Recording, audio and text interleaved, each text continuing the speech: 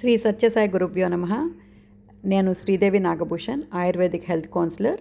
నా ఛానల్లో many healthy recipes, easy to cook and healthy రెసిపీస్ని పోస్ట్ చేయబోతున్నాను.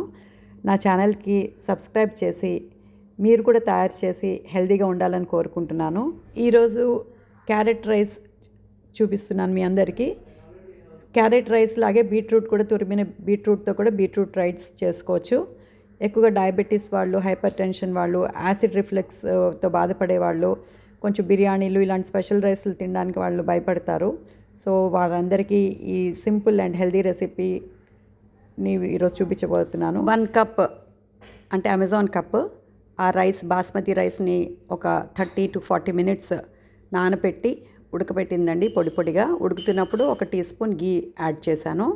నెక్స్ట్ కావాల్సిన పదార్థాలు: 1 కప్పు క్యారెట్, తురిమిన క్యారెట్, ఒక 2 ఉల్లిపాయల చీలికలు, ఒక 4 పచ్చిమిరపకాయలు, లెమన్, బే లీఫ్, స్టార్ ఎనెస్ కూడా వేశాను, 1 టీ స్పూన్ జీలకర్ర, 1 టీ స్పూన్ మనకి biryani masala powder, 1 teaspoon లాగా సాల్ట్. ఈ కొన్న బిర్యానీ మసాలా కూడా వేసుకోవచ్చండి. Next 1 tablespoon garlic and 1 tablespoon cashew and 2 teaspoons దాకా మనకి ఇది గీ పడుతుంది. ఈ అమెజాన్ కప్ని నేను వాడుకున్నాను. మొదట మీరు కళాయిలో గీ తీసుకొని అందులో జీలకర్ర వేస్తారు. నెక్స్ట్ ఆకు బే లీఫ్ వేసాము. అది వేగుతున్నప్పుడు మనం పచ్చిమిరపకాయలు, ఆ స్టార్ అనేసి వేసి ఫ్రై చేసుకుంటున్నాము.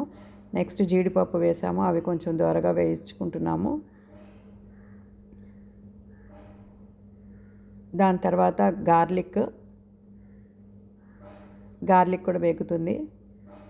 మీరు చూస్తున్నారు, నేను నాన్ స్టిక్ వాడలేదు, థిక్ స్టీల్ వెజల్ వాడుతున్నాను కుకింగ్కి, ఇది మంచిది. నెక్స్ట్ ఉల్లిపాయలు వేసి అవి కూడా బ్రౌన్ అవ్వనవసరం లేదండి, జస్ట్ వేగితే చాలు. అవి వేగుతున్నాయి, ఉల్లిపాయలు చీలికలుగా కోసుకున్న ఉల్లిపాయలు. దీని తర్వాత ఇప్పుడు మనం తురిమిన క్యారెట్ని వేసి మళ్ళీ కలుపుతున్నాము. మరి క్యారెట్ కూర వేయించినంత లెవెల్ వెళ్ళనవసరం లేదు.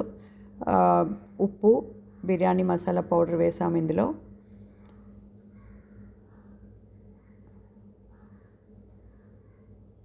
చిన్న పిసరు పంచదార కూడా, బ్రౌన్ షుగర్ వేసాను, వైట్ షుగర్ కాదు.